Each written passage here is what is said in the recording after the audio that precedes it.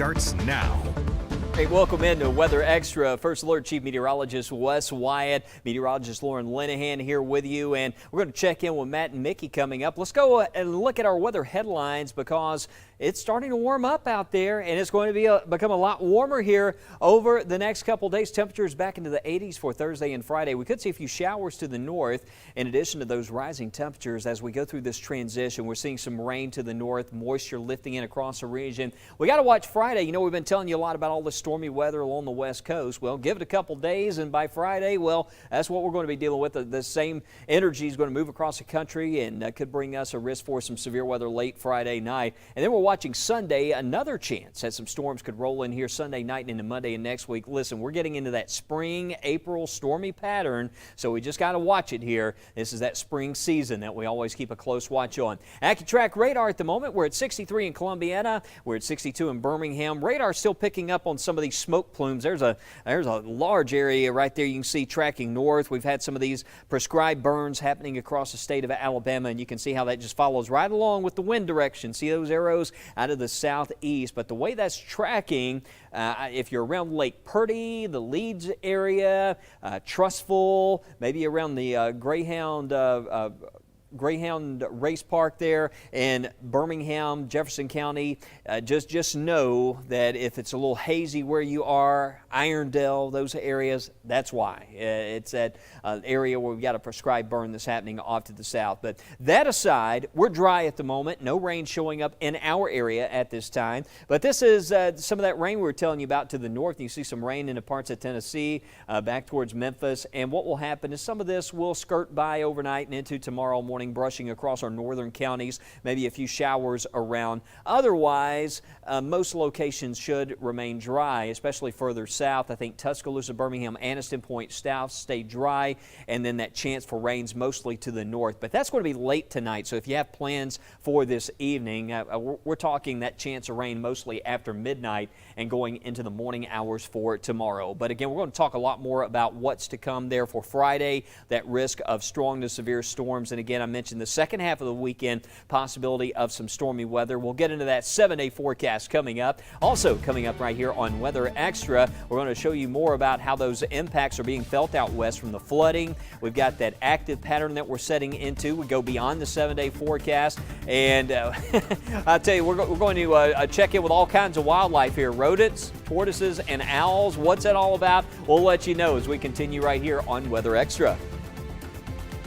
We know weather can be grab the umbrella or jogging shoes, but it's so much more. It's a science, an art, led by knowledge and experience. And no one has more of that than a WBRC First Alert weather team. Warning you first with more hours committed to you. And the first forecast built to see weeks, days, and even minutes ahead, right down to where you live. From the team you trust on your favorite screen. Doing the weather better. The WBRC First Alert weather team, always on your side. Some people may think you're overreacting. Some may ask, is there a storm coming? That's okay, because knowing the first alert has helped you beat the rush. Being prepared puts you in control and changes the what if to you're okay. Knowing first is everything. First Alert Weather.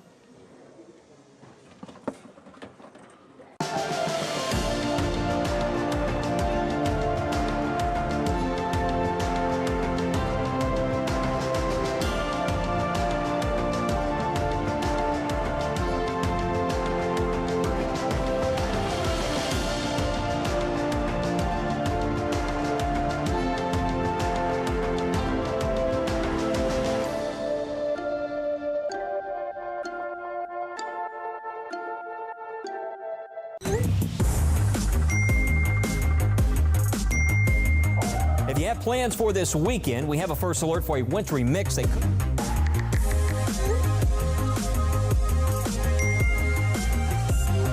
When you need to know next week, tomorrow, or even right now, the WBRC First Alert Weather Team is always on your side, whenever and wherever you need us.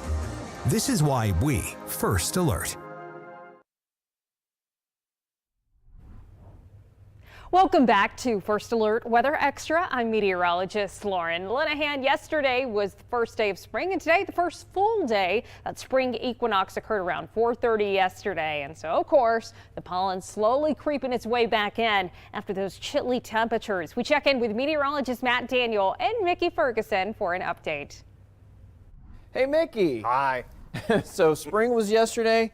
Now we're looking ahead at the holidays going into April into May. I know you're looking forward to wearing those white bucks. Sure. Yeah, for you got to wait till after Easter, don't you? I think that's the code. And then, so that's 18 days away, and then 53 days away for good old Mom's Day. That's right. And then Memorial Day will finish out the month of May and start pretty much summer from there. 68 days away. And you know, it could start to feel like summer, or if you want some spring vacation or break, spring weather, we got that for you. In fact, you know, it's been super cold, but now that we're warming up, Mickey, the pollen, it's going to be a big deal for us. Yeah, we've already had several people here at the station suffering from allergies, a couple of people out from that, but yep, high pollen amounts and medium high on Saturday. The thing is, Friday night, we've got that chance of rain and storms. So yeah, a little temporary relief. Say that 5 times fast. Or once. But yeah, right, or it's going to get pretty high as we go into Sunday. Hey, we got a spring break for a lot of people. If you're heading down the Gulf Coast tomorrow afternoon, that looks really nice, 70s. Sure does. You know, just hearing the waves. Why not, right? Thursday's looking nice. Seagulls. Yeah, I'd rather hear the real thing there, Mickey. And then as we go into Friday, we're looking at some 70s once again. But we were talking about that rain that's going to be Friday night into Saturday. Yeah, at least it happens overnight, Friday night into Saturday morning. So Saturday afternoon, hey, it's looking pretty good. 71 in Gulf Shores, 81 into Pensacola. That's right. And reminder, if you are going down to the beach over the next several days, we're going to see a good amount of sunshine with some clouds here or there. That UV index in that high range between 6 and 7. So just make sure you apply that sunscreen. Want to avoid that sunburn. If I don't put sunscreen on, even if it's cloudy, I get a sunburn down there. And Same. we have a moderate threat of rip current there for Wednesday into Thursday. A high rip current threat, though, on Friday. That's right. And look at that water temperature. It's actually cooled down a good bit since that cold snap moved through That's a little over chilly. the past several days. It was in the lower 70s, but yeah, in the 60s right now. It's cooled off considerably. Yep. So there's your extended forecast. If you're making some plans to go down there, I know some spring breakers to go at different rounds down there, but just a slim chance of rain going into Saturday and Sunday and, well, overnight, Friday night into Saturday. That's right. But 70s, 60s looking pretty nice. But if you're heading out to the mountains for a little bit of spring break, maybe some people want to go up there, and not too bad. Yeah. Some rain, though, tomorrow, but drying out Thursday with more showers possible Friday into Saturday. Well, that's a look at the mountains and the beaches. And if you want, take a picture while you're there or check your conditions. First Alert Weather app, Matt. Yeah, it's a free download, so make sure you check that out. Yeah. And we would love to see them. And, of course, we can post them right here on Weather Extra. I like the color suit you're wearing today. Same. Yeah. Your suit, too. Thanks. Not mine. Their suits both look exactly the same. But anyway, well, as Matt and Mickey were saying, with the arrival of spring comes our infamous yellow nemesis, pollen, leaving cars covered in pollen, lots of sneezing, runny noses, and watery eyes. Pollen counts are expected to be very high over the next few days, as we've been showing you on our sneeze meter. Dr. Do-Yin Cho at UAB says the pollen showed up earlier this year with warmer temperatures over the winter. He says the roller coaster weather is just making things worse. He says there are some steps you can take if your allergies are starting to irk you. You can always wear a mask when you just do the outdoor activity, try to avoid everything coming in. I would recommend rinsing your nose when you actually come home, trying to rinse your nose. Just take a shower inside your nose, take all the pollens out, take some very simple general allergy medications. Oh, ain't nothing like a good sinus rinse. Dr. Cho says another tip is to wash your hair at night so that the pollen doesn't end up on your pillow, causing more allergies. Well, a sweet story in Virginia this evening where the Wildlife Center of Roanoke got a new patient, a baby owl chick. But caring for the owlet is a little challenging. Clayton McChesney explains. This is not a Furby or a strange chicken. This is an owl chick, or owlet, and it's less than 1 month old. The Roanoke County Police brought it to the Southwest Virginia Wildlife Center after it was found on a porch. We've had some storms and some heavy winds recently here in Southwest Virginia. So likely what happened is in those heavy winds that dislodged the bird from the nest, he fell out of the nest and he was on someone's porch for 2 days by himself before the police were called and the police brought him to us. The Wildlife Center believes it had been some time since the owlet had been fed, meaning mom and dad are not around to take care of it. Luckily, the center was able to take it in. But the owlet can't thank its rescuers. Birds of prey can imprint just like ducklings do on humans. And the more contact we have with that wild animal, the more there's a possibility that it could become, habituated or even imprinted on a human. And obviously we don't want that. We want to do what we can to return this animal to the wild. The owlet is still too young to feed himself, so the center uses long forceps as a beak to get bits of meat into the baby's mouth. They also have another method of interacting with the owl, and it's a bit unusual. But we also wear a mask that makes us look like a great horned owl that has little eye holes so we can see. In addition to the masks, the center lets the owlet see other owls in their care to become more familiar with its own species. The owlet will be in the care of the center until it's ready to be on its own, which Olson Hodges says won't be until early fall. If I saw an owl in the middle of the night, that'd be cool. If I saw someone with that owl mask on, really rough situation. If you want to make a donation to help the Wildlife Center, visit their website at swvawildlifecenter.org. Coming up next on First Alert Weather Extra, Chief Meteorologist Wes Wyatt gives us a look at that potential for some storms. Friday night into Saturday, our next big thing. And then I'll take you beyond the 7-day to show if the spring warmth will eventually be here to stay. We'll be right back. West Shore Home is making shower and bath remodeling easy and more affordable for everyone. Hey everybody, I'm joined by Kirsten Page from West Shore to find out exactly how they're making that happen. Kirsten. So Joe, we've been able to give homeowners, over 165,000 of them, the shower and bath of their dreams by making it a fast, easy, and convenient experience. But now we're making it even more affordable to start your project without breaking the bank. Now Kirsten, when someone starts a remodeling project, costs can be a real concern. So how are you making it more affordable to start that project right now? So instead of me telling you, why don't I show you? This homeowner was having some problems with their old shower. They called us, we stopped out, and we completely removed the old bathtub and replaced it with a walk-in shower in just 1 day. The best part? We can do a job like this for as low as $99 a month. $99 a month, that's incredible. It really is. We understand that budgets can be a little tighter this time of the year, so we want to make it easier for folks to get their projects started right now. So let's go ahead and look at another project we recently did. This homeowner was so excited to get rid of their old bathtub because they were getting an easy, low-step shower. You can see here we took out that old bathtub and removed everything down to the studs. Then we installed new walls and fixtures. By dinner time, this homeowner had their brand new shower, and the best part, they didn't need to worry about paying for their entire project up front. They were able to break it down into low monthly payments. That project looks amazing, and the low monthly payments is going to make getting that project started so much easier. Kirsten, thanks so much. Folks, West Shore Home is making shower and bath remodeling fast and convenient, and you heard Kirsten, now they're making it more affordable too with their easy, low monthly payments. Call the number on your screen right now to start your project, and when you do, take advantage of this great offer. Call in now to get your new shower for as little as $99 a month. On top of that, they're doing free installation on all shower and bath projects. Don't delay. Call the experts at West Shore Home now.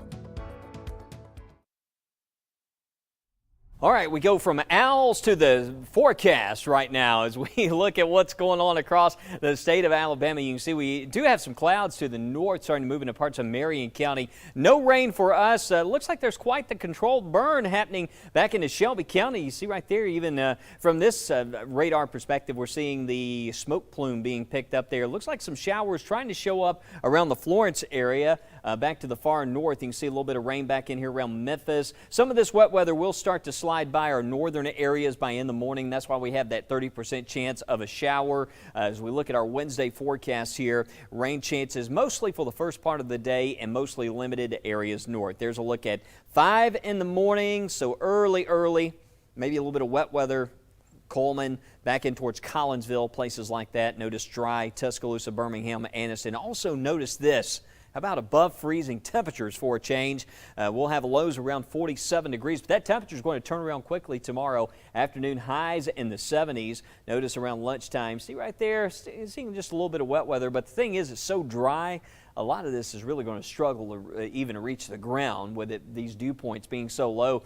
Tomorrow, this model in particular, it shows us already close to 80. Demopolis, Greensboro, Tuscaloosa, Northport, Samantha, places like that, Fayette here in West Alabama. But tomorrow night looks dry, nice warm evening on the way. Thursday, one of our pick days of the week. It looks nice out there, lots of sunshine, 81 degrees, but it may start to become a bit breezy here, especially by Friday. That south wind's going to be on the increase, so expect rather tranquil mornings, but in the afternoon it will grow increasingly breezy there going into the evening hours. So Friday night and into Saturday, that's the next big thing, that system that's going to bring that round of rain and storms. When we look at a lot of the data here, the GFS model is not too impressive when it comes to the instability with this. Some of the deterministic data, you look at some of the ensemble data, and it lines up with what we call the Euro model, which is another global model which tends to favor areas to the southwest for the greatest combination of instability and wind energy. That's what we look for when it comes to that threat for tornadoes. So we'll have to watch it based on what we have today. Hopefully this trends in a better direction, but this is that time of the year we're getting into those springtime storm systems. This is showing Friday at 10:30 p.m. We have a line that will be approaching, but down in this part of the state, especially south of Tuscaloosa, we'll really have to watch it there based on what we're seeing as far as the ingredients for isolated tornadoes. Strong winds. This goes into Saturday morning, and we're probably going to have some gusty winds over into East Alabama as well as this moves out of the eastern part of the state. But there's a look at 3:30 Saturday morning. This system's going to sweep on across, so it's going to move out fairly quickly. That means, Saturday, if you want to try to get a little fishing in, enjoy some of this warmer weather there Saturday morning, this is going to come in before sunrise. This will be out of here, so expect dry weather for the remainder of our Saturday, although the wind will shift around to the west-northwest, so it may become a bit breezy there for the rest of the day, but we will enjoy some highs in the 70s and a nice sunny afternoon on the way for Saturday. But it gets kind of interesting into Sunday, and one of the tell signs of this system is that the energy with it, the dynamics will start to lift north, so it starts to kind of stall out down in the Gulf of Mexico and starts to return north as a warm front as we go into Sunday. So that tells us that this, as it moves in Friday night and into Saturday, may start to kind of lose some of that energy as it moves in, because it comes back Sunday into Monday, another warm front surging north. That's going to bring some storms and some heavier rainfall, and I can't rule out the possibility of a severe storm with that setup Sunday and into Monday of next week. 74 degrees there on Monday, 67 for a high temperature on Tuesday, overnight lows in the 50s. But that's what we're going to be watching in that long-range forecast. We'll certainly have a lot of updates on the First Alert weather app, and as we go beyond the 7-day forecast, we go back to meteorologist Lauren Linehan. And Lauren, it looks as though at least we can say on this 7-day forecast, goodbye freezing temperatures.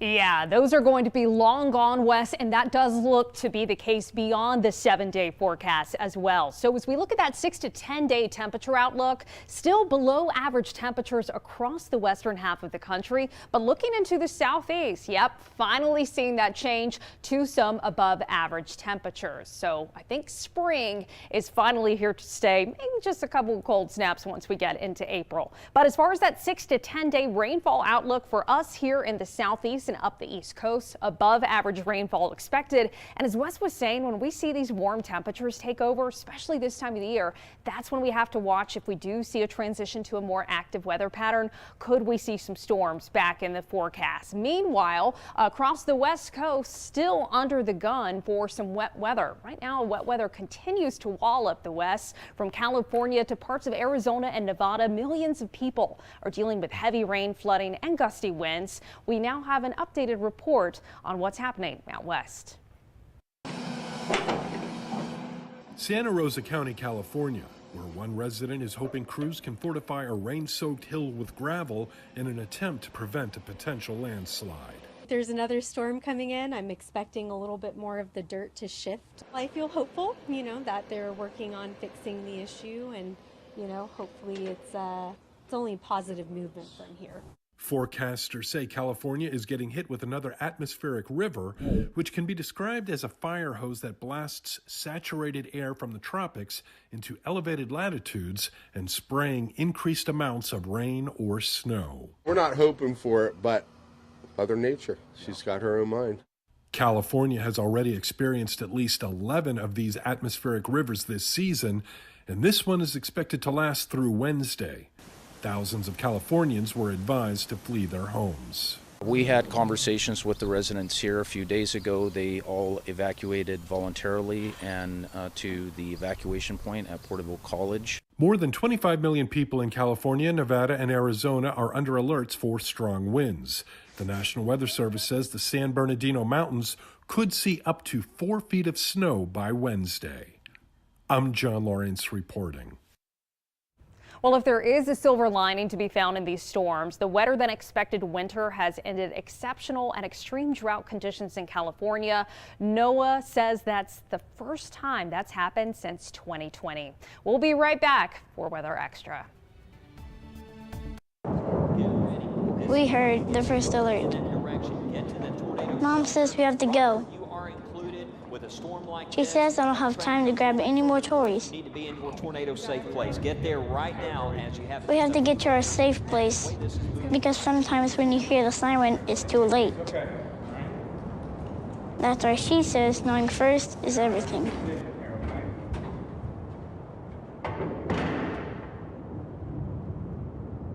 We know weather can be grab the umbrella or jogging shoes, but it's so much more. It's a science, an art, led by knowledge and experience. And no one has more of that than a WBRC First Alert weather team. Warning you first with more hours committed to you. And the first forecast built to see weeks, days, and even minutes ahead, right down to where you live. From the team you trust on your favorite screen. Doing the weather better. The WBRC First Alert weather team, always on your side. The first alert is more than a warning. It's a promise. A promise to get you out of harm's way with plenty of time to spare. 4 walls and a roof can be replaced.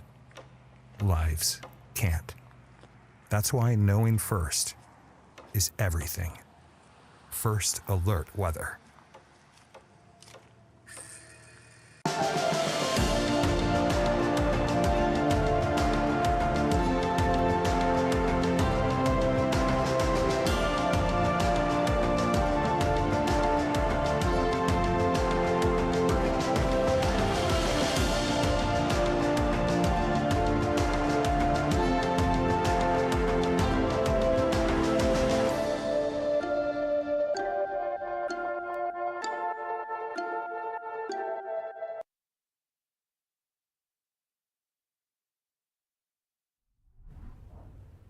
Welcome back to Weather Extra. I'm meteorologist Lauren Lenahan. You know, we had to end the show with a couple cute animal stories. So, breaking news, a beloved rodent can stay with his adopted family. It comes after the Louisiana Department of Wildlife and Fisheries chose not to remove the nutria from his human family. Thousands of people across the U.S. signed a social media petition to keep Nudie with his family. Josh Robertson has more. He was exhausted last night when we got home. Well, you can think of him as a rodent or even as an invasive species, but to the Lacostes, he will always be a member of the family. He's like a dog. I mean, really, it's unbelievable, but he's spoiled. Denny Lacoste says they found Nudie years ago, barely able to walk, trying to cross the street. I was just coming to work, and the mom was crossing the road with about 6 to 8 pups, and some got ran over, and he was kind of just on the ground crying. I stopped my truck and I picked him up. Ever since then, you could say Nudie has become domesticated. He's a lot of work. I'll never have another one. Yeah, but he's been good, just like a puppy would do, but he's been good for the last 2 years, you know. And potty trained. Were you with your wife when you brought him home for the first time? What was the reaction from the family? She don't like rats, but she took to him immediately. So once she saw feeding him, that was it. But after being highlighted in a local news story, the Louisiana Department of Wildlife and Fisheries attempted to remove the 2-year-old 22-pound nutria, as it is illegal to house them as pets. Labeled an invasive species, nutria were released into the wild after the fur market tanked in Louisiana in the 1930s. They've been known to negatively affect the wetlands and other animal habitats. In a statement, the department says it planned to reintroduce nudie at the Baton Rouge Zoo, but Lacoste says that's when the community stepped in. 20,000 signatures, nationwide. Our friends in Alaska called. He's in the paper there. With tens of thousands of supporters on social media and a petition on change.org, Denny says he's been blown away by the support from the community. A lady just called and asked about nudie. She didn't know yet, and she said, we got 100 people right now going to protest. And my girl was like, no, we got him. He's home. Everything's good. And after lawyering up, the Lacostes and the Department of Wildlife and Fisheries finally came to an understanding. It was fine. They worked with us. They was very nice and polite. We never had any problems. We just had to get through some legalities. Meaning, in this rare case, Nudie is staying with his family. He's happy, we're happy, and it seems like everybody else is happy. Oh, well, we wish Nudie nothing but the best in his forever home. Meanwhile, at 90 years old, you'd think someone with a name like Mr. Pickles would be chilling in a salty brine at his old age, but nope. Mr. Pickles, who is a tortoise at the Houston Zoo, well, he's a big deal. There was the pun there. The reptilian stud just fathered not one, but count them 3 babies. CNN's Jeannie Moose explains. Tongues are wagging at the Houston Zoo. All eyes are on the zoo's oldest resident, a 90-year-old tortoise named Mr. Pickles, who has managed to father 3 little pickles named in keeping with the pickle theme. So dill, gherkin, and jalapeno. Their 90-year-old father was dubbed Playa for his virility, celebrated with attaboy. Is it a big deal that he could sire these babies at age 90? It is a big deal. So it's a big deal that, well, he could sire them, but also that our animal care staff, our herpetology keeper, happened to be in the right place at the right time. The keeper stumbled on Mrs. Pickles laying her eggs and moved them to safety. Houston soil isn't conducive to incubating the eggs of the endangered radiant tortoise, native to Madagascar. Now Mr. Pickles has become the Larry King of the tortoise world, though truth be told, the departed talk show host fathered his last child at 66, so Larry's a piker compared to Mr. Pickles. That son of Larry's displayed a healthy fear of poisonous frogs. So the dog eats it? No, he's not going to hurt you. Get away from me! Like Larry, Mr. Pickles has a much younger mate. Mrs. Pickles is 53.